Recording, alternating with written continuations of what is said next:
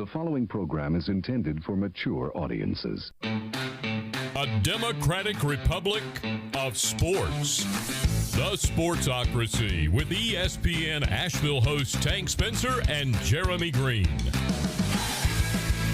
And welcome back into the Sportsocracy. I'm Tank Spencer. Jeremy Greene is alongside. We are in the Wicked Weed studio, wickedweedbrewing.com. Drink different, and it is time for Jeremy to once again unveil his study so far for the 2022 NFL Draft, which we still are planning on being in Las Vegas for the 2022 NFL Draft, and it's going to be a whole lot of fun. Jeremy's team's got 2 top 10 picks, and my team will be picking last in the first round again, so that's going to be just, it's going to be okay. I don't necessarily agree with you. But Jeremy will be unveiling here over the, over the next several weeks. Will be unveiling his top 13 at every position in the NFL Draft. And today it is wide receivers. So, who made the list for Jeremy's best wide receivers? We have a question in the initial comments of how far did Jameson Williams fall with the knee injury?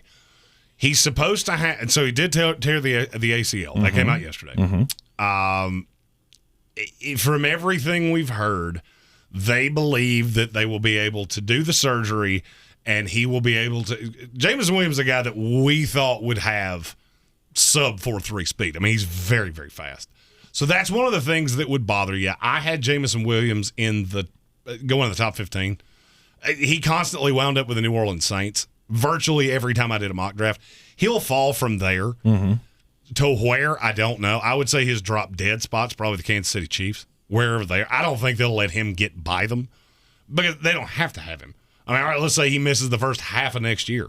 Do they care? No. And then he can come in and be exactly what he is. I think he's going to be a speed burner no matter what happens. And I think I would, in my rankings, he didn't fall that much. He is no longer the number 1 receiver, and I'm going to be honest with you, that doesn't as much have to do with the knee as it does that I'm just absolutely in love with a specific receiver. Okay. All right, so the top 13, you ready to unveil? I mean, if anybody's watched this for any period of time, you probably know who my number 1 receiver is. Right. His name is Drake London, wide receiver of Southern California. So many comparisons that you've already made between Drake London and Michael Pittman, who also was a USC guy, but big-bodied receiver. You're in love. I am. And here's the thing. I think there's a lot to unlock with Drake London. The hands are pretty good. I can't tell you he has the greatest hands on the planet Earth. A lot of times he would let the ball get into the body. Those are things that make you a little nervous. At the end of the day, you got to remember how bad the quarterback play at USC was at times. A lot of people think just because you know who Keaton Slovis is that means the quarterback play was good. It wasn't. This is a guy that at times, and I understand it was in Pac-12. I understand he didn't play high level, a lot of draftable corners and things like that. There were times he looked like a grown man playing with children. I mean, he's 6'5" to begin with. 6'5", 210, got a great NFL build. The thing that bothers me is he's not a great blocker. He's not a willing blocker, as a lot of draft nerds like me would say. He's not outrageously quick off the line, but he's 6'5". I think you're nitpicking when you get into how quick does he get off the jump, because he's going to be able to beat press better than the average receiver just solely because of how big he is. Great route runner. Very sharp in and out of breaks. And he's just got a knack to get open. I'm going to be really honest with you. He's Michael Pittman, but fast. That's exactly what I think Drake London is. He is a much faster Michael Pittman. Pittman ran in the low 4.5s. I want to say he ran like a 4.54 or something like that just off the top of my head. Drake London's going to run in the high 4.3s if he runs at the combine, which I don't think he will.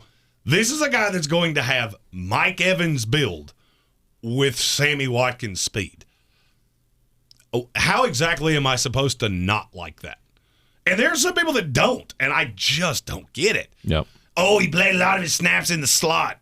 Do you know how many guys I could say that about that are high-end prospects in this draft? Oh, I haven't seen him in the outside a lot. Well, there's a lot of receivers I could say that about. One of them that came out of this same school a year ago, Amon-Ra St. Brown. He played a lot in the slot. No. Did that really slow him down in the NFL? No.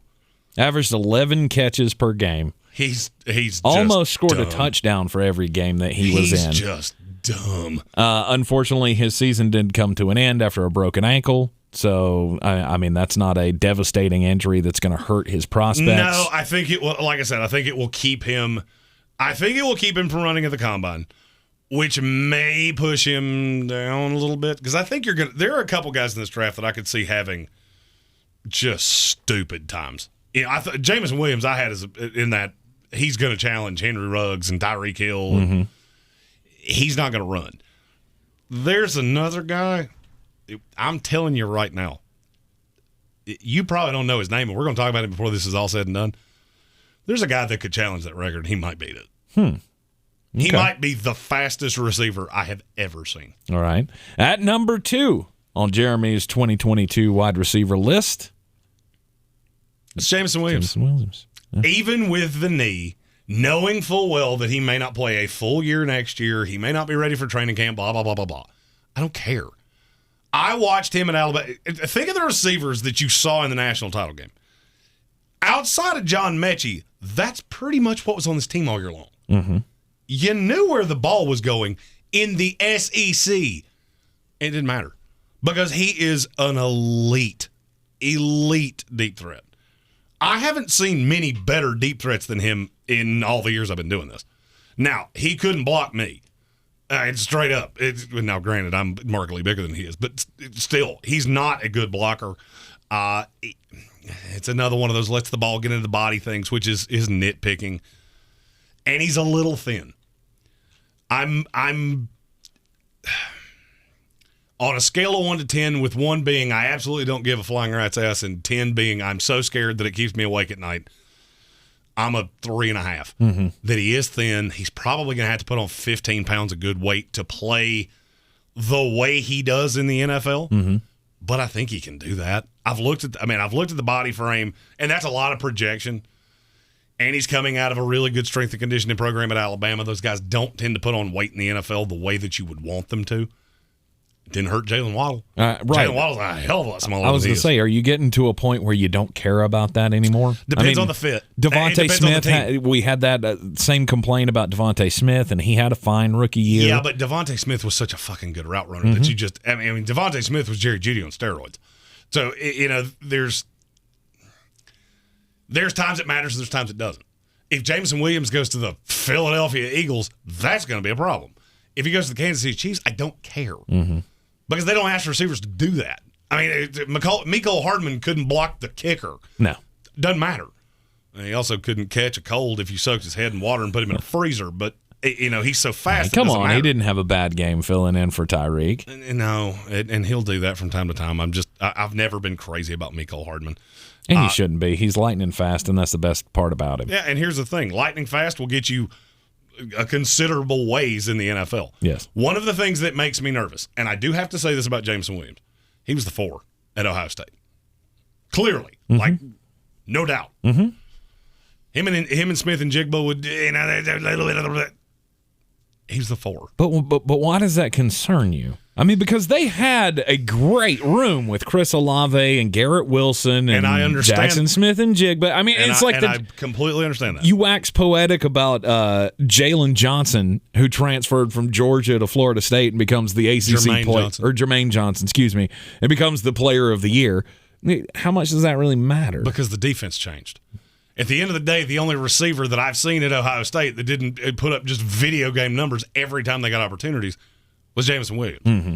I'm not, again, use that same 1 to 10 scale. I'm a 4. Okay. But I would be remiss if I didn't point that out. This kid's got great feet. He's going to be, so long as the knee doesn't have long-term effects, he's going to be an immediate impact guy in the NFL. And I'll be honest with you, after what I heard from the doctor, I'm not overly worried about the knee. Right. It just is what it is. I mean, ACLs at this point, we do so many of these that it's just not the thing to keep you from drafting a guy that it used to be. Mm-hmm. Jameson Williams, I think he's got great prospects at the next level, and you keep saying Kansas City Chiefs. Now I think I'm falling in love with that idea. Yeah, once you hear it, you can't unhear it. At number 3, you got Jahan Dotson, wide receiver out of Penn State. And this is solely the way the game is going right now. Jahan Dotson is going to run a dumb time. He's 5'11", 185, so he's a small, slight receiver. There's a list of guys, Tyreek Hill, Jalen Waddle, a slew of guys, that they're just slot receivers. Jahan Dotson's the best catcher of the football of any of those just a slot guys that I've ever seen. Yep. He's 5'11" and plays 6'5" far more often than not. Very aggressive at the point of attack. You always have the fear that this guy's not going to be great with 50-50 balls. Well, here's the thing. In college, he was. And the Big Ten's not the Pac-12. So it's not like he was playing terrible defenses. No, probably the best defense. That conference was the one that he played for. But I've seen him do high-level things. This is a track guy. And I'll tell you another fun story about him, or another fun stat about him. Since the start of 2020, he is tied with Chris Olave, Jalen Darton, and Devontae Smith in the most 20-plus yard touchdown catches with 11. He's a big play threat. Because here's the difference between him and the 3 quarterbacks I just said. He's the only one that never had a quarterback. He's the only one where he was the legitimate number 1 threat every single time that you looked on the field. You knew that's the guy. Yep. That is who I'm worried about. Still couldn't stop him. So, a lot of people are going to go, how do you have Jahan Dotson ahead of Chris Olave? Because at the end of the day, there's one big thing that concerns me about those Ohio State guys, and it's what I saw in the Rose Bowl. It seems to me that I can put any high-level receiver out there, and in that offense, there's so damn many of them, and they're so much better than the competition, they're just going to beat people. Because I've had an issue with Garrett Wilson and Chris Olave. I've had an issue watching the tape with them that I don't ever see them do anything that's really high-level. I see them run to a spot. Usually it's running past somebody because they're both very fast. I don't see them do high-level NFL things. I see Jahan Dotson do it. And look, you're going to have the same complaints with him of, but what about catch radius? And what about pressing him at the line? And well, he's a little guy. It's the same thing you're going to be able to say about anybody else that's this size. But he's a little guy who's physical as well. He's physical enough. He's as physical as you're going to see a 5'11", $185 receiver be. But I do think he's going to run somewhere in the sub 4.35s. He's going to be one of the 5 fastest players at the combine, I think. He saw 93 catchable balls this season. You know how many drops he had? It's not many. If it's 1, I'm actually nominally surprised. Yeah, you're wrong. It was 2. I was about to say, I watched a lot of tape. He had 2 dropped passes all season long on 93 catchable balls. To me, that says, hey, you know what? Maybe the Los Angeles Chargers, a team that, led the league in drops this year. Maybe they could use that when Mike Williams goes away. One of the things that does make me a little bit nervous, and it's not super nervous because he's number 3 on my list. One of the things that makes me a little bit nervous is when you watch the tape on him, there's a lot of double catching. There's a lot of the ball hits him in the hands, he drops it, and he catches again. And in the NFL, those are you get your fucking brains knocked out. Yeah. There is a little bit of that makes me a little bit nervous. I think that's more of a habit than it is a deficiency. Okay. And I think it can be coached out. A team that needs a slot receiver, I think is going to go at the back end of the first round. There will be receivers that go in front of him. Wilson will go in front of him. Olave will probably go in front of him. And I don't think they should. I love this kid. I think he's a very modern-day NFL receiver. And in the right offense, with the right quarterback, he could be really, really special. Yeah, I think Chris Olave is my favorite Ohio State receiver that, in recent years. He's not even my favorite one in this class. So. You like Garrett Wilson better, and that's fine. At number 4 on Jeremy's top 13 list. If you've watched me talk about the draft, saw the Chase Claypool team, this is a name that will not be lost on you, and it's a name that you're going to hear a lot over the next 3 months. Does it start with a W? It does. It does. Wan'dale Robinson, the wide receiver, out of Kentucky, was a running back and then became a wide receiver. He's a guy you can do a lot of things with, I guess, in these new schemes in the NFL. There is one player that I see with him, and I was right about this guy. I loved this guy when he came out, and he was so versatile that what I said about the player that I'm getting ready to reference when he came out, he's so damn versatile that he's going to be valuable somewhere. Because I watched him in college. You knew every ball was coming his way, and nobody could stop him. And he played in the SEC. Does that sound familiar? Deebo Samuel. That's the one. That's the one. And I'm telling you right now, I see a lot of Deebo Samuel in Wan'dale Robinson. But he only played 1 year wide receiver. Don't care. I don't care. I don't care. He was that good in the SEC. 1 year playing wide receiver. Just transferred in. Went to Nebraska and, well, surprise, surprise, Scott Frost couldn't figure out how to use him. Why am I stunned? Then he goes to Kentucky. Will Levis unlocks the potential.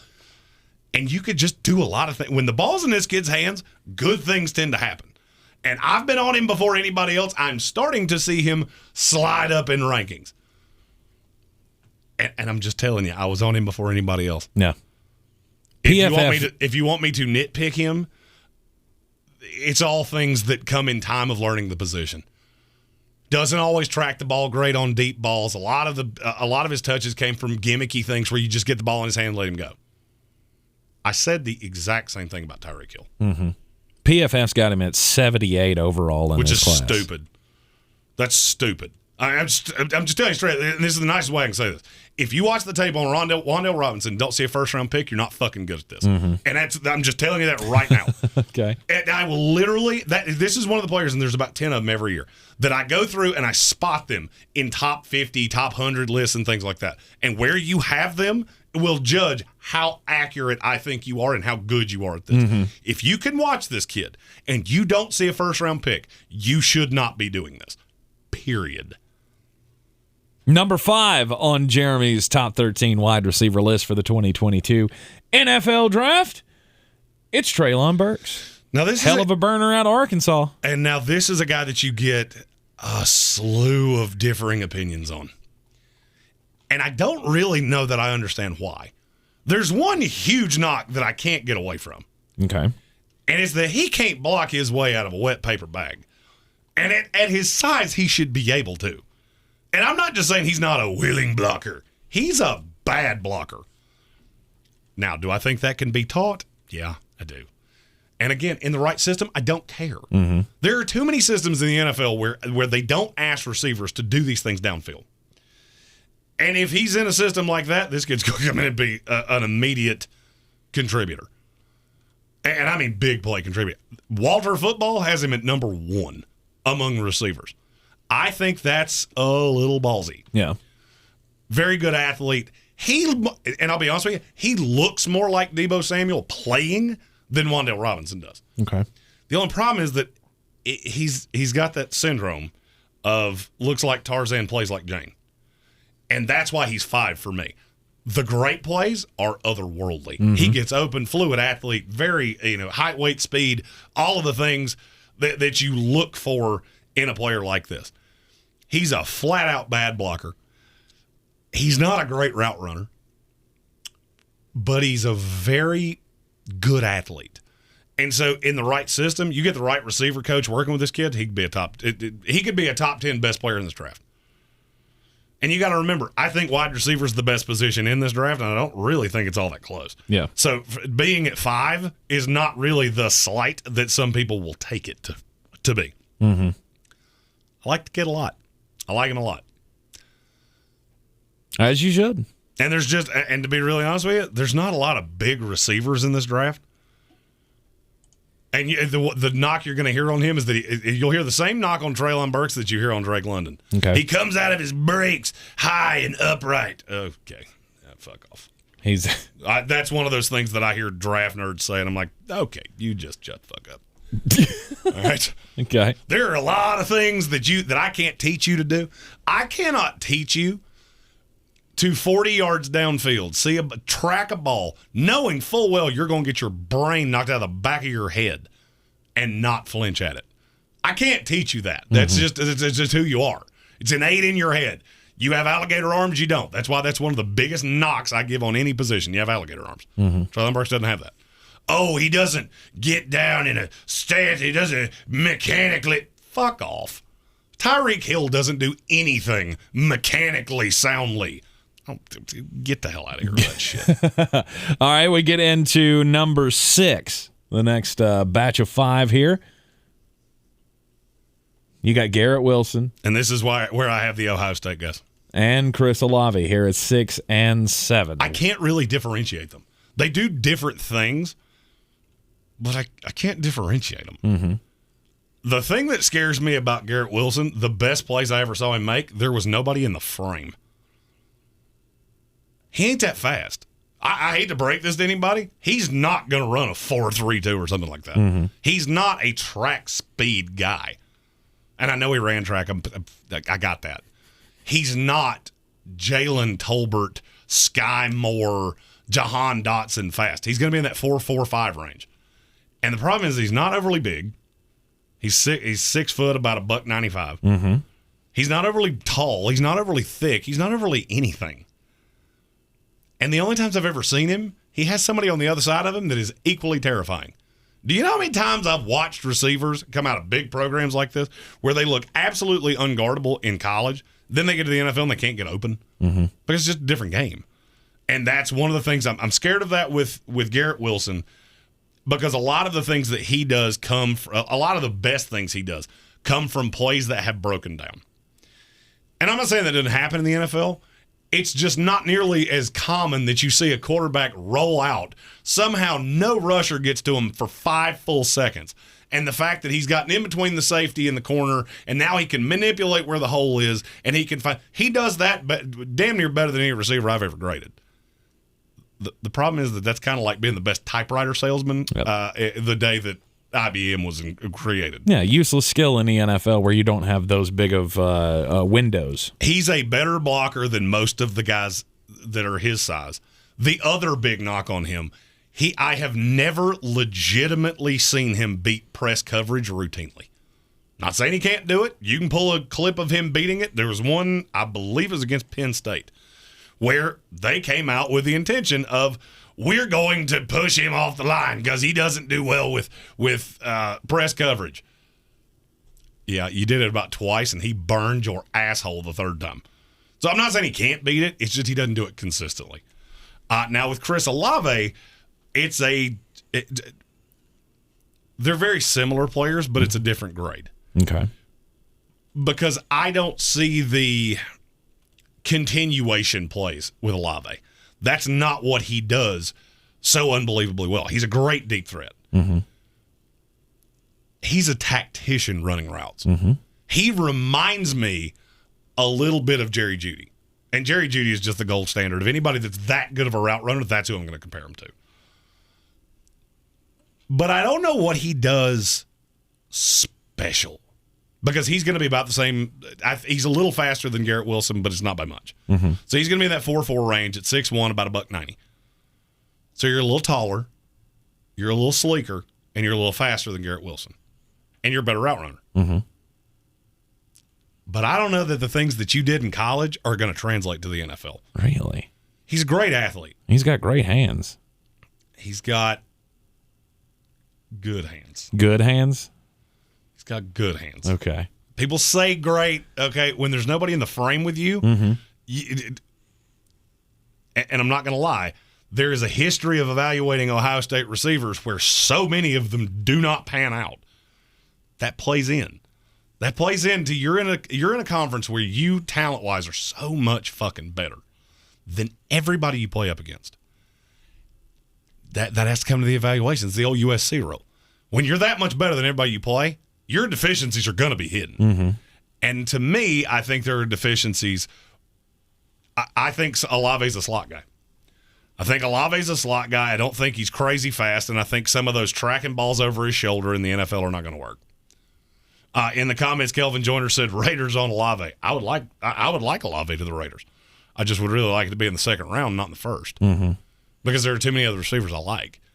And I'll be honest with you, I got first round grades on a slew of these guys. So I just don't see. I don't see with Olave him ever being a top 10 receiver in the NFL. If you told me the other guys in front of him were, I wouldn't be shocked. And that's the differentiator for me between Wilson and him.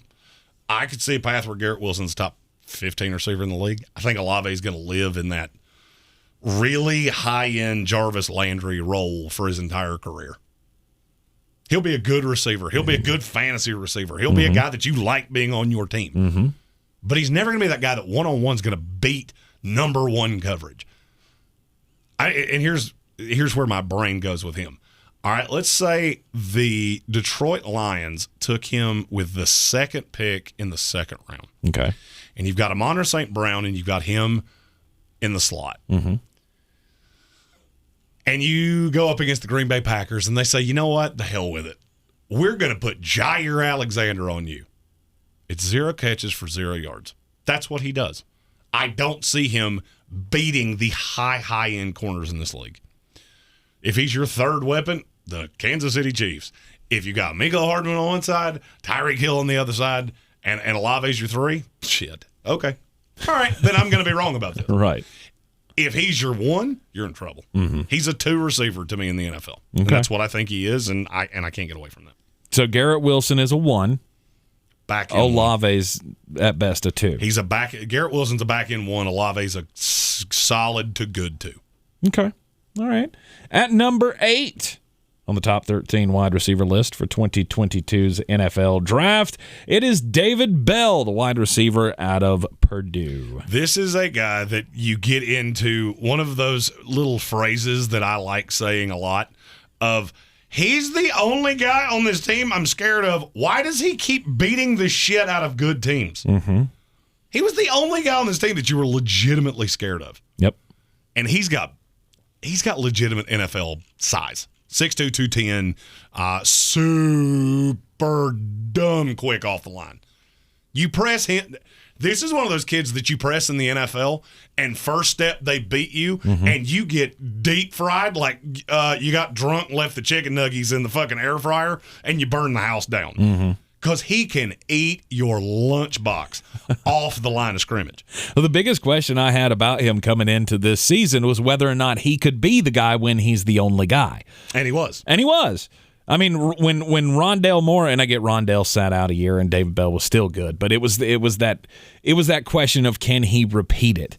But even when Rondale was there, he was still better. Statistics-wise, I mean, and that's a lot to do with the coverage that Rondale got. Rondale was more of a Wan'dale, and yes, I'm going to make that comparison a whole fuckload of times because their names rhyme. Wan'dale? Yeah, because they're very similar players. David Bell's not that guy. And the problem is that Purdue runs a very scarce route tree. This is a kid you're going to have to teach to play receiver in the NFL. Same thing with Rondale Moore. Rondale Moore goes to the Arizona Cardinals. The fact he can't run a route doesn't matter. Yeah. Because he's a weapon. Oh, we'll get the ball to him out of the backfield, and we'll throw screens to him, and we'll run that diamond stack with 4 guys on one side and put 3 blockers out in front of him, and now he's just a dude with the ball in his hand.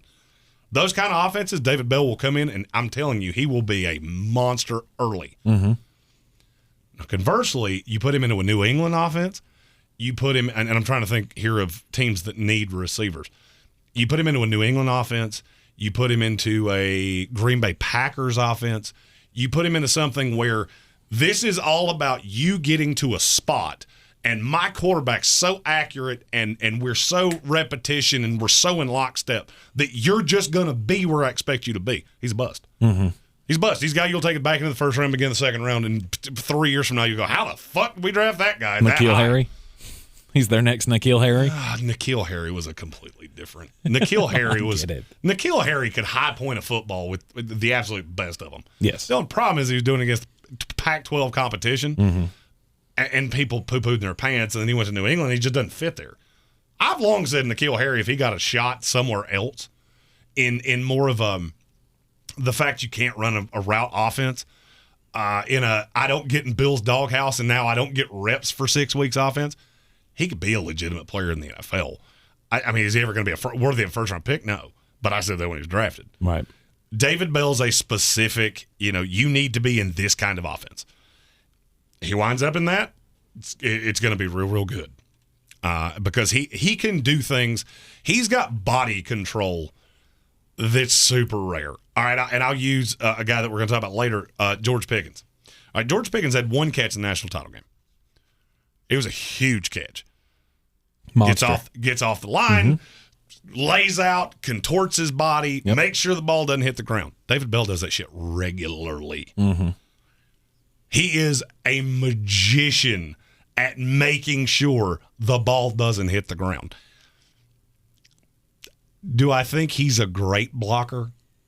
No. Especially when you're running the ball. He can be a guy that gets out in front of a screen and he's blocking corners. And, okay, that you do reasonably well. Setting the edge in the run game, you need somebody to teach you how to do that real bad.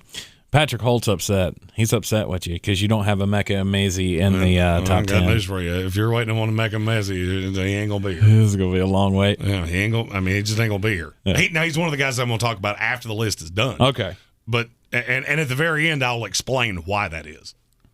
All right. And there's a slew of guys. That just so happens to be the one that's the closest to here. I got news for you. Being the number 20 receiver in this draft probably means that you're going to have a career. Okay. Because I legitimately think all 8 guys we've already talked about, I can see every one of them going in the first round. Not saying they will. I can see it. Number 9. Doop. Zay Flowers. This is my little boyfriend, and I love him. Zay Flowers from Boston College. So anybody that's watched this show for any period of time, you know that my man crush Monday of quarterbacks in this draft class was Phil Jerkovich. That's right. And so I got to watch a lot of Zay Flowers. And he's not a big guy. He's not I don't want this to come out wrong. He's not a great route runner. He's good enough. And there are a lot of people that I think are going to sleep on him. I really do, because he's a smallish guy, but he just does that one thing that matters the most when we're talking about wide receivers. He gets fucking open all the time. I mean, if you watch Boston College games for any period of time, you full well damn knew where the ball was going because they didn't have much. And it still seemed in the big moment, I got to have a catch. The game's on the line. It's 4th and 7. This is the guy that got the ball. This is the guy that got the ball, and more often than not, he got open, he converted, and away he went. One of the things that I wanted to see, and let's say I was pleasantly surprised. I was afraid that when the onus of that came on him, and he didn't have the backboard that was Hunter Long, a guy that went to the Miami Dolphins in the last draft, a guy that I think is going to be a very good tight end in this league for a long time. Had some injury issues this year. Yeah, sadly got hurt before anything could start. Well, he played later in the year. Yeah, but still. The rookie year was kind of a loss because you had a lot of – I wanted to know, as small as he is, and I want to say he's in the 9 range. He's not real tall, but he's fast. I wanted to see what would happen when you don't have the backboard of the 6'6" tight end that in the red zone, that's the guy you're looking to, and it was still good. Even with a backup quarterback, even when Jakovic got hurt, I still saw things out of Zay Flowers that I went, that's an NFL receiver. And now do I probably have him a little high? Maybe I do. But there's a substantial drop from David Bell to the rest of the receivers in this group. Still great players. Still guys that I would take on day 2 and feel really good about being my low-end number 2, high-end number 3. Zay Flowers is a guy that I think you can play in the slot for many, many moons, and you will be just fine. All right, at number 10 on the top 13 wide receiver list, it's George Pickens out of Georgia. And this all goes to the injury. If there had never been an injury and George Pickens could have played this year, there's no telling where this number would have gone. Because in terms of pure talent, there's not 5 more purely talented receivers in this class than George Pickens. The problem is that you had the injury, and then it got to a point of you should be back by now, and you're not. And then we kept doing that, and we kept doing it, and we kept doing it. And it seemed to go – I mean, you're a Georgia fan, so you can speak to this better than I can. It seemed like that went on for quite some time. It did. It went on for quite a while, but here's the thing. You knew the talent was great. 100%. If he had not come back at all, I still feel like he'd be in that discussion for, a second-round pick, at least. George Pickens he has an amazing ability to find the ball. He does. The talent with him is undeniable. He doesn't have that burst off the line. And that's what makes people like me nervous, is that one of the things that tends to go and not come back is that initial burst coming off an ACL. Well, I didn't have enough snaps of him afterwards to see how he responded to that. So the combine's going to be big. The pro day is going to be big, of what you can do in drills. People ask all the time, why do the underwear Olympics matter? Because of shit like this. Because I need to see what that knee does when it's put under duress. Have you slowed down? Is your off the ball, ball snapped? How quick do you get off the line? Your quick twitch? Where does that sit with you? I haven't seen that, and I need to see it because it wasn't great in the first place. He's a big-bodied receiver. This is an outside receiver, no doubt. He's not crazy fast. If you put a gun to my head right now and asked me what he was going to run, I would probably show you my 40 speed and run away from you because I don't know that I can hit this within a 0.15. I think he's going to run about a 4.6, which will push him down. And he'll be there in the third round, and that's going to be a guy that you see come off the board and go, son of a bitch. And there's another one of those that's coming up soon. Yeah. Does he have to go sub 4.5 though He ain't going sub 4.5. No, but I feel really sure he ain't going sub 4.5. Right. He was just never that guy. But now the beauty of George Pickens is the exact opposite of what I've said about a slew of these guys. For a big guy, especially a tall guy that body build, he's maybe even a little thin, to be honest with you. He runs routes that are things of art. I could sit here and watch George Pickens run routes for an hour because it's just absolutely gorgeous, and he's a good athlete, and he makes contested catches, and he does all the things. There are two big, actually three if I'm being honest, because I've already talked about one. There are three big problems with him that scare me. Okay. The knee is one. Yep. The off the field is another. Because he has some off the field questions and things that have been said in a whispered voice in locker rooms. And this is a guy I've watched get ejected for punching somebody. You got to be careful with that. Yeah. The other thing that would make me nervous is he didn't have 1,300 yards total in his entire career.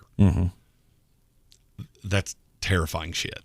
Like you played plenty enough snaps that I just never saw the high level production. Yeah, but I think a lot of that had to do with when he was on the field, he was the guy. He was the guy everybody was focused on. And you're not wrong. You go back to that, the Georgia Tech game is the one that you're talking about from last year where he punched a guy. Obviously, that's never a good thing. You don't want that to happen. But, what are you going to do? The kid has to learn from it. And when he's on the field, he's the guy.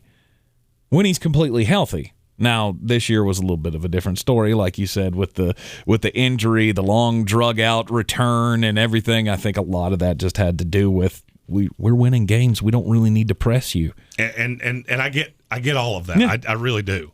I need to physically see it. Sure. He's a very boom-bust guy. This is a guy that 3 years from now we'll be talking about N'Keal Harry of why can you not get open in the NFL? Yeah. I don't think that's going to be a problem because he's a markedly better route runner than N'Keal Harry was. Yeah. I was going to say he's so good at contested catches as well. Playing but so was N'Keal Harry. Yeah, that's the reason I use that example. Playing through the contact and, all the things. He's very physical. The problem is that the speed's not going to be good. I had him as a 4.6, and that's going off old tape before the knee injury. Right. So, if you tell me he ran a 4.75, am I going to be stunned? No. Yeah. And if he does that, now he's a third-day pick, and now he's one of those guys that now the expectation's gone. And I'm going to level with you, that may not be the worst thing that ever happened to him. If you tell me that George Pickens runs slow and everybody freaks out and maybe people see things about the knee and they go, oh, and he falls into the 4th, 5th round, that may not be the worst thing that ever happened. Falls into the 4th or 5th round, ends up playing with a team like, I don't know, the Green Bay Packers. I wouldn't hate it. Really? I wouldn't hate it. No, not at all. Because his high side, he has as much upside as any receiver in this draft. And he just doesn't have that burner speed. And now the way the NFL is, that big possession receiver, you're invariably going to fall because people are going to look at your at the height, weight, speed. Height, good. Weight, good. Speed, because they want the Drake London. They want the guy that's going to run a 4.38 at 6'5", 210. That ain't George Pickens. George Pickens is a possession guy. He's a big possession guy that's going to fight for balls and fight for, he's that third down guy. And I think he can be that in the NFL. On a great day, he might be able to hit 4, 5, 6. But I don't know since the knee. You said. I don't think he could have done that before the knee. Really? And I really mean that. Okay. All right. I mean, you are the talent evaluator. You're way better at calculating things like that than I am. But now I will say he plays faster major than talent. that. He plays faster than that because he plays in a phone booth so often. Yep. They're not asking him to go over the top. That's why that big-ass catch in the Peach Bowl against Cincinnati was so out of character because you go, wait a minute. That's not what you do. He had like a 60-yarder or something like that, 55-yarder or something like that in the Peach Bowl. Yep. And you look at it and go, that's not what you do. And you see that and it's like, yeah. And then the injury happens. Yep. And you never got to see that. So that's invariably going to push him down. All right. At number 11, the bottom 3 in the best wide receivers of the 2022 and these are all NFL still draft. guys that I would take in the second day, and I would be just fine with it. Number 11 is Justyn Ross, the wide receiver out of Clemson. Much talked about story in college football. We all know about the birth defect that was found in the middle of the year. He had to have the surgery and all of that, or I guess at the end of the year last year or year before last because he's had out a year. And I think his senior season was just a disappointment. Well, I mean, damn near everything for Clemson was a disappointment. True. I mean, you had quarterback issues. You had you had a quarterback who threw more interceptions than he did touchdowns. Well, I mean, that's nuts. The thing. You had all of these things that went wrong, and now that's what you have to figure out with the evaluation of Justyn Ross because he didn't look like the same guy. No, he didn't, and it looked like, in the little bit of Clemson football that I did watch, there were times when the ball was right there for him. It's almost like he batted it down. And that's the thing is that I almost feel like with Justyn Ross, he was playing tentative at times because Justyn Ross is a physical receiver. Mm-hmm. If you were building a big possession receiver, it would be Justyn Ross. He's 6'4", about 205, lean as hell, just in phenomenal shape. The thing that scares me, and it has never stopped scaring me. Allegedly, he ran a 4.9 coming out of high school. And has now had a surgery to repair a birth defect that almost ended his career. Yes. And now you're telling me he's going to run, 4.6? I don't know about that. Because I'm going to be honest with you, I never saw speed. I never saw speed out of Justyn Ross. Mm-hmm. But what I did see is a guy that could high point a football and would just absolutely bully corners. He's going to be, so long as the medical checks out, and there will be teams that take him off the board because of the medical. There's just no way that they won't. The thing that I can't figure out is how exactly are you supposed to defend him? Because he can play. He has great versatility of where he can play. He doesn't have to play on the outside. Mm-hmm. That's where I think he's best, but he doesn't have to. How's a corner supposed to stop him? Because he's so big and he's so physical and he's got gigantic hands. Or at least he plays like he has gigantic hands. I hadn't measured them myself. Right. But watching tape, when guys have small hands, you didn't figure it out. And vice versa. Mm-hmm. So I look at this guy and go, he's going to be a matchup problem in the NFL. And in the right situation. The fear for me with him is that you're going to watch the tape from before the surgery and you're going to see what he could be. And a team in the back end of the second round is going to go, that. Because he'd have been a top 10 pick. Mm-hmm. Straight up, he'd have been top 10. And there's no doubt. He would have been the number one receiver taken in this class. And I even thought then, before the injury, that you shouldn't do that. No. And so now there comes a time, and we do this a lot. I call this Robert Kimdichie syndrome of nothing you see will change what you've already seen. Nothing you saw at Ole Miss would change the grade on Robert Kimdichie, but to such a point.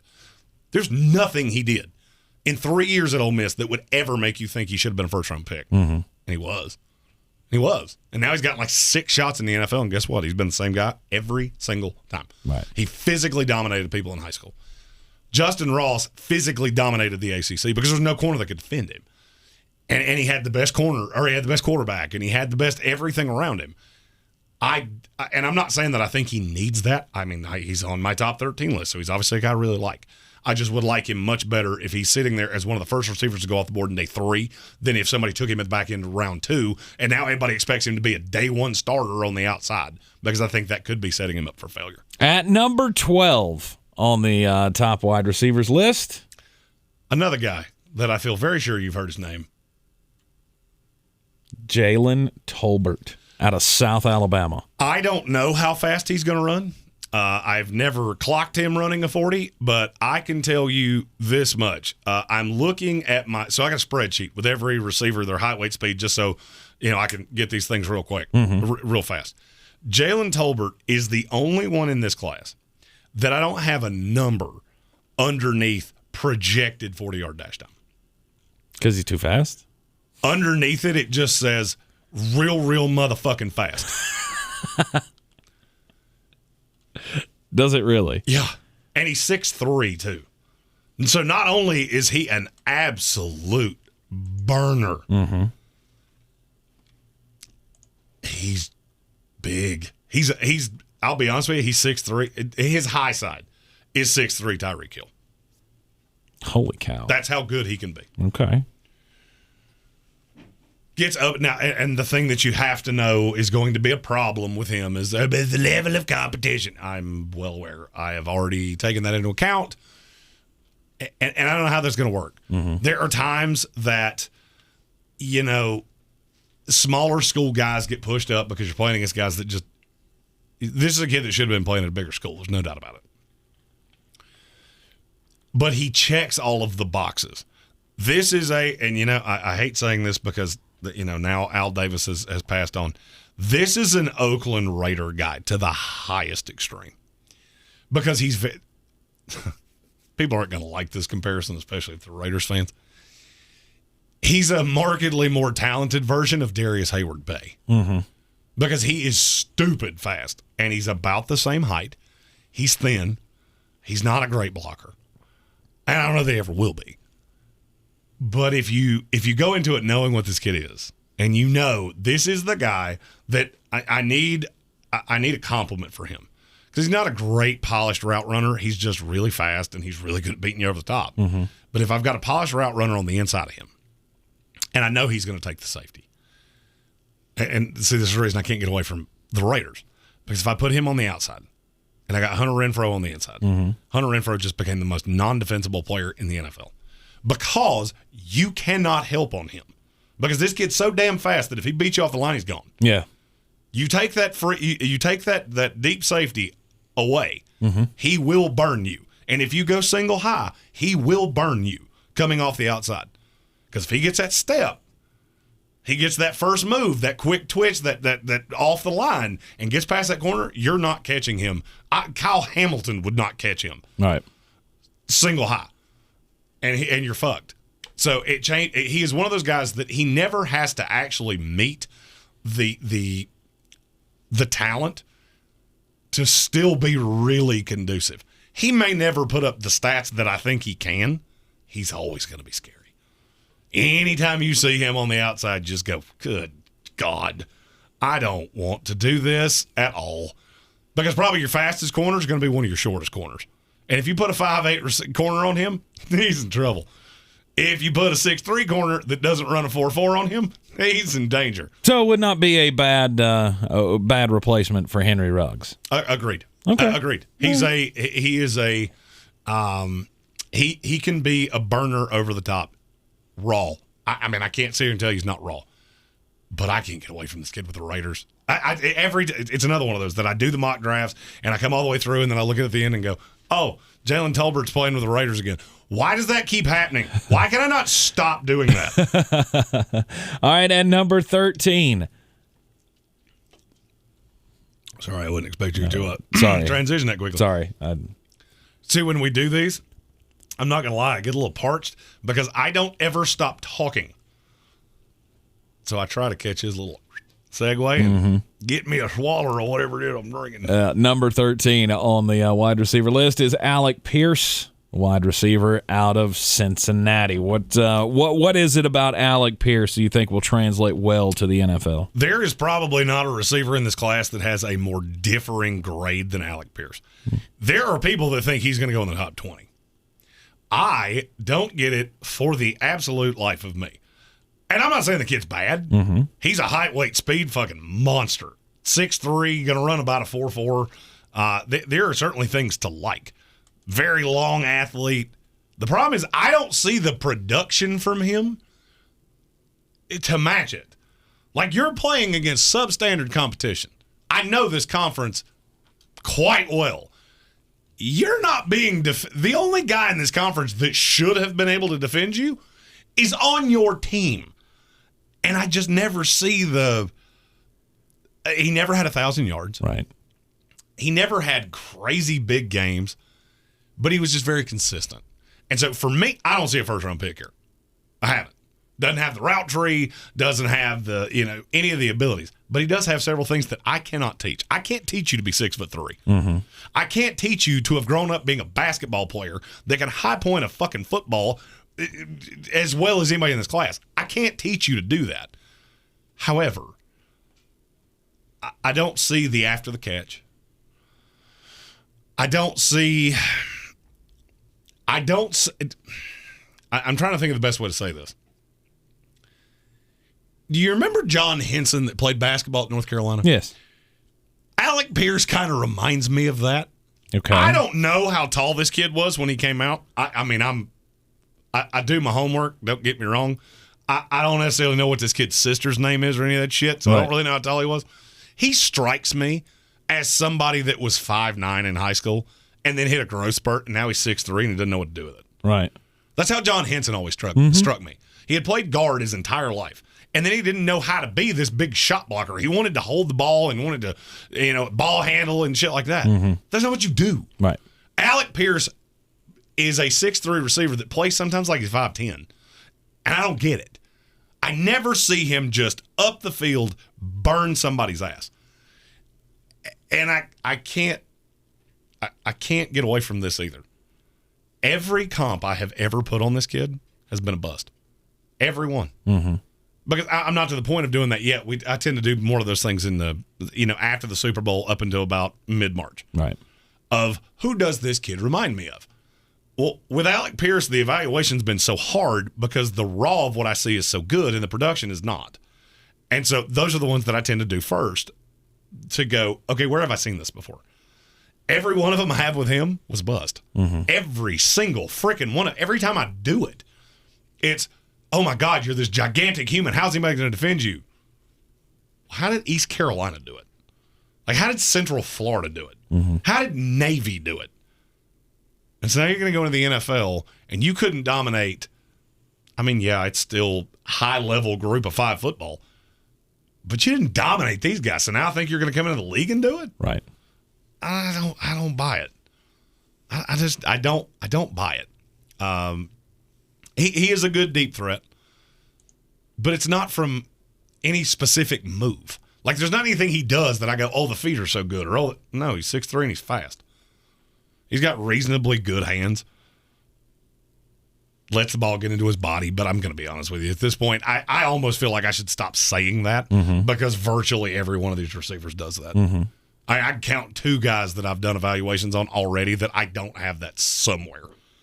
Of, oh, it gets into his body too often. Well, it does to everybody. Well, I feel like the most important question that we have now that we've gone through all 13 of the wide receivers came from Armchair Commentary. When it comes to dynasty fantasy football, which of these is the best? It depends on where they go. That's where that always gets. I get asked these questions every single year. Mm-hmm. Until I know where they're playing, it's just there's a huge discrepancy here. If Drake London winds up with a New England Patriots, then, well, I don't love you now. Right. But if Drake London ends up with the Green Bay Packers, or then all of a sudden, yeah, this is the order of talent for all 32 teams. If I was drafting, all right, and somebody had entrusted me with a team and I was a GM and I had built my board, and I don't know anything about who my coach is, I don't know anything about what my offense looks like, these are the 13 most talented wide receivers in this class. Raw talent across all 32 teams. Mm-hmm. Because that's how people like me have to do this. You know, if you tell me that, like I said with Chris Olave, if you told me he wound up with the Kansas City Chiefs, yeah, he's 3 now. Mm-hmm. You know, and Jahan Dotson ends up with New England, he's 10 now. Because they're just different offenses. Right. So you get into the fantasy things, and that kind of comes more after the draft. And those are the things that we'll do in the end of May, June lead up to dynasty drafts and things like that. The way I can answer that question is if you told me one of these guys was going to have a Jamar Chase level year, it would be Drake London. Okay. Because I think there's unlocked potential there that a good staff's going to get out, and I think they're going to get it out quick, and he will be a matchup nightmare immediately. Now, there are a couple guys I've been asked about in the comments, and one of them is the guy I was talking about earlier that may break the 40 record. And his name is Sky Moore. Yeah. I don't know how fast he is, but my projection's 4.25. Wow. Okay. He is stupid fast. I mean, good God, stupid fast. The only thing is, level of competition. You're always remiss if you don't point out when a guy plays at Western Michigan that, level of competition is going to be a problem. I don't think he's going to come out and set the world on fire immediately. Some of my, contemporaries that do this like him better than I do. There's a lot to like. He's real small. Mm-hmm. Like, he's 5'9", $195.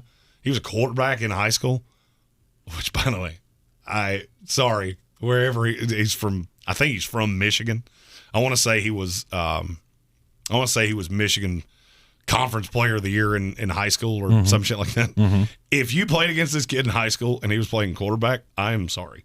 I am sorry because your life sucked for 60 solid minutes. Right. He's a really, really good route runner.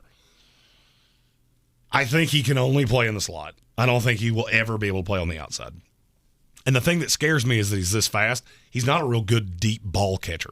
So one of the things I'll tell you, it reminds me of is Devin Smith that played at Ohio State. Okay. Devin Smith could run past anybody. Yes. The problem is in college he could spot a football out of the air because the safety was 20 yards behind him. Well, in the NFL, it's not going to happen. Mm-hmm. You're going to get 3 yards behind the safety. You're going to have to catch it. They're probably going to catch you, right, and you're going to have to absorb the contact. Mm-hmm. And I don't necessarily know that he can do that.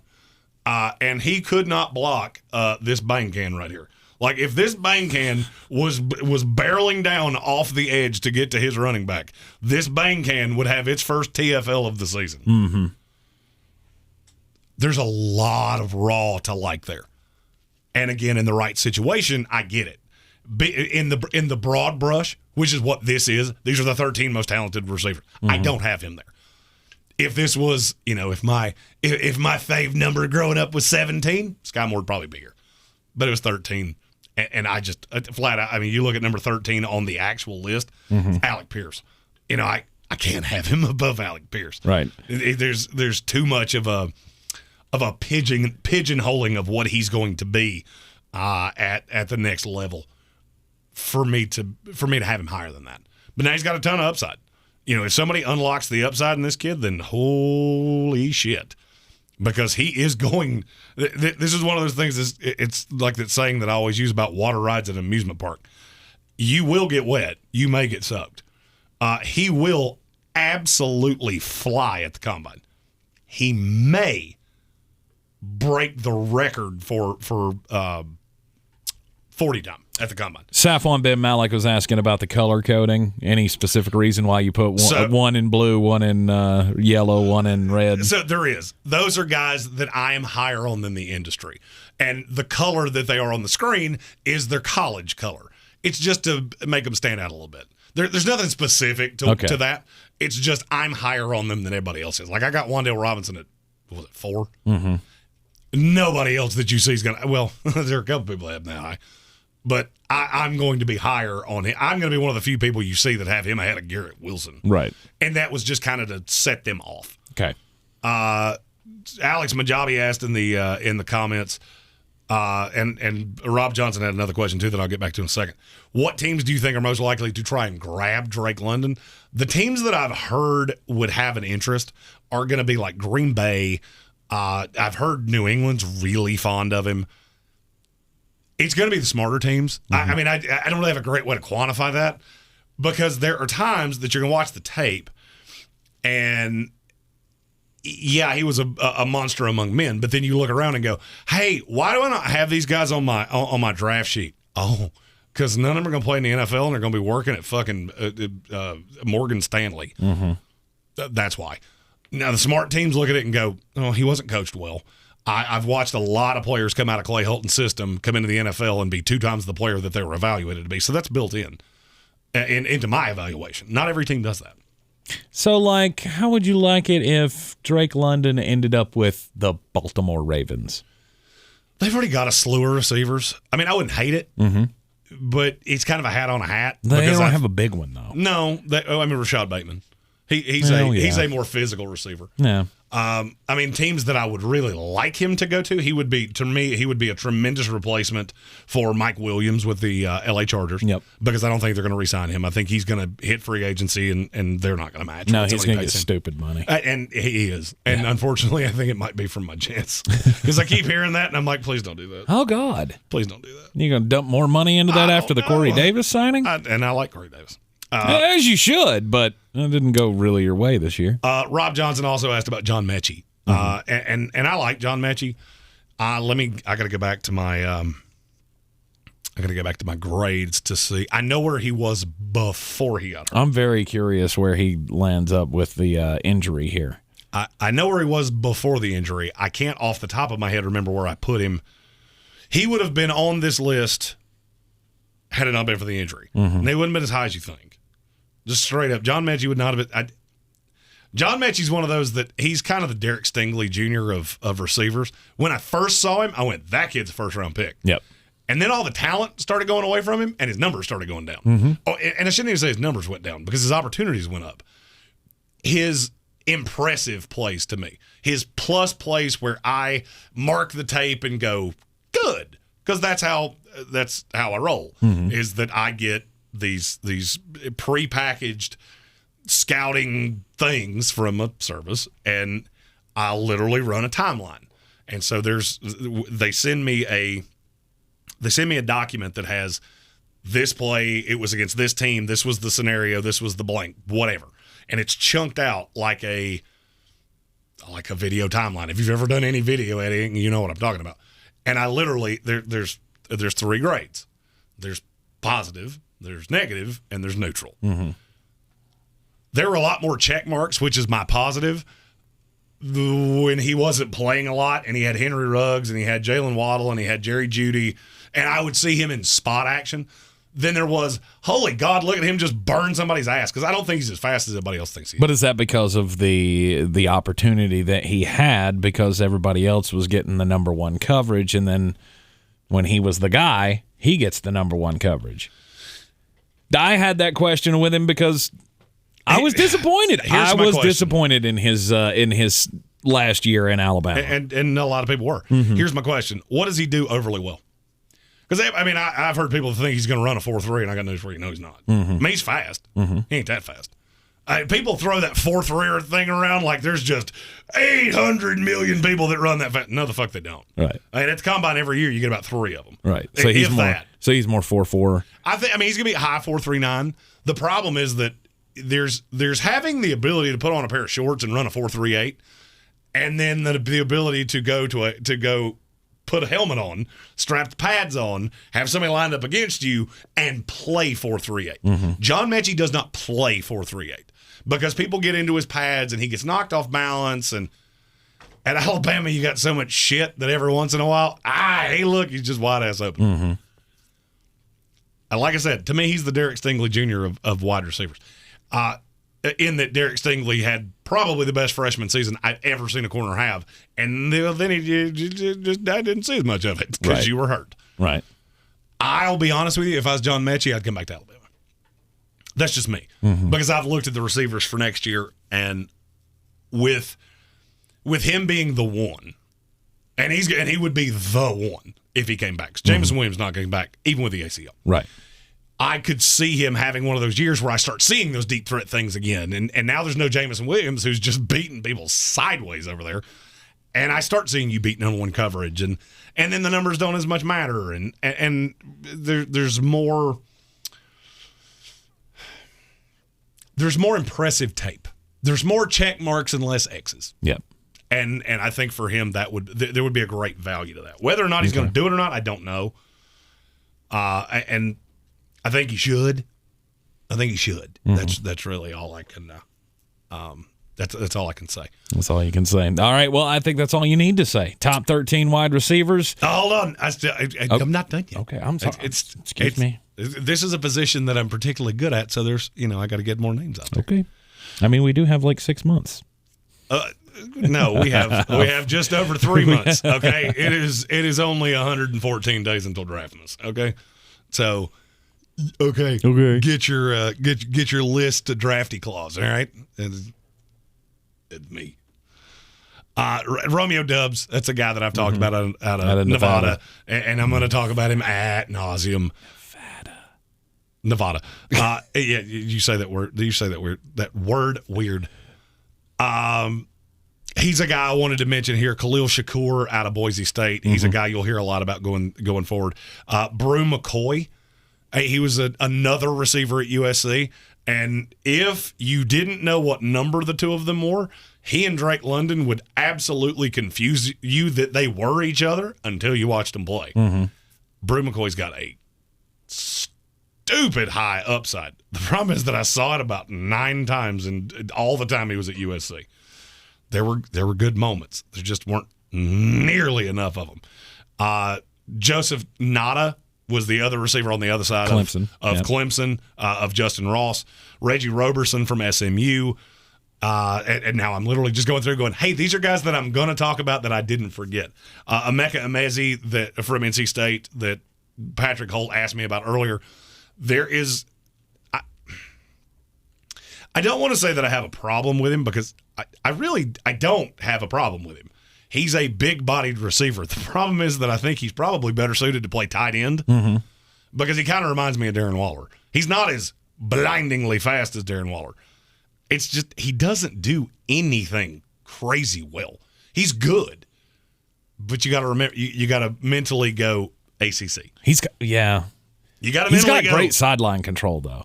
That's one thing over the years of watching him with NC State is like, dude's got some awareness on the field, and he is very accurate with his toes. I'll put it that way. He is. He's he had several catches where you see him dot the I. Mm-hmm. The only thing is that there comes a time in the NFL that there are no, this is an old, and I can't remember who the GM was that said this, but there are no Vanderbilts in the NFL. And when you get big physical corners in the NFL, I never saw, I shouldn't say I never saw it. I didn't routinely see Emeka Emezi take that 6'3", 220-pound frame and just bully people. Mm-hmm.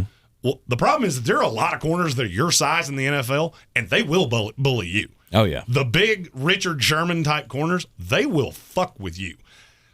And I'm afraid he's one of those guys that he's just never going to be fast enough. Because I could legitimately see him running the 4.7s. Yeesh. He's not a fast receiver, but he's big. Mm-hmm. And he's quick off the line, and if you don't get into his body and he's allowed to free release, then he can do things. The problem is that too many of the plays that he made were on free releases, and, well, here's the thing. You don't get as many of those in the NFL as you do in the ACC. Right. So, and again, I'm not trying to say that I don't like the kid. I just think there's I saw it too. Patrick Holt, good for you. Accurate with his toes. Rex Ryan has entered the chat. Let's go get a goddamn snack. All right, that's sorry. I had that's to get. That's you're done now. You're not going to run through the other 70 wide receivers that you have. Hey, you were the one that said. Did you not? Are you not the one that said a couple of weeks ago that you had like what 50 or 60 draftable grades on wide receivers this draft? Was I too low? Did I short it? 63 draftable wide receivers in this class. Okay, that's good. Okay, that's good. It's a hell of a year to need wide receivers, and with a passing league, obviously you're going to need to keep filling slot. Just keep going. So we will have all of the future breakdowns. If you're curious, just because he asked, the last draftable receiver that I have, J.D. Spielman out of TCU. Okay. I didn't ask that question, but I thank you for filling that in. Somebody might have asked. Somebody might have sit back going, well, who's the last one? Yeah, who's going to be drafted in the 7th round? Great. Oh, no, he's not. He probably won't be drafted, but he'd be a priority free agent. Okay. Fast kid, real short. Yeah. Probably be a good kick return in the NFL. Punk guy. A lot of talent. Transferred schools a couple times, started at Nebraska, wound up at TCU. I'll do this all day. Like, we know. And literally, if you look at my screen, I'm looking at the stream right now. That's I have no life. We know you're a freak, and you will continue to keep us educated throughout the NFL draft process. Next week, next Wednesday, we are going to do. Let's leave it up to the chat. Okay, we'll leave it up to chat. The ones that I've got, basically all of the things, all the offense is done. Everything except the inside of the defense is done. So I don't have defensive tackles done. I don't have linebackers done. But I've got edge guys, safeties, corners, and then I've got all the offensive linemen, running backs, tight ends. So if anybody has an opinion, what you'd like to see next, feel free. Subscribe to the channel, comment it. Please leave comments on the videos. We do the live chat, and we've had the live chat. We've been trying to interact with as much as we can. We ran an hour and 12 minutes with me literally just off the top of my head. Rob Johnson said, let's do corners. I'm not averse. Corners or edge. I'm not averse to either. We'll do a defense. Okay. I think we should start with edge rushers since there's going to be 2 at the top of the draft, but that's just me. You said 3 wrong. There'll be 3 in the top 5. Okay. Excuse me. It's a good edge draft.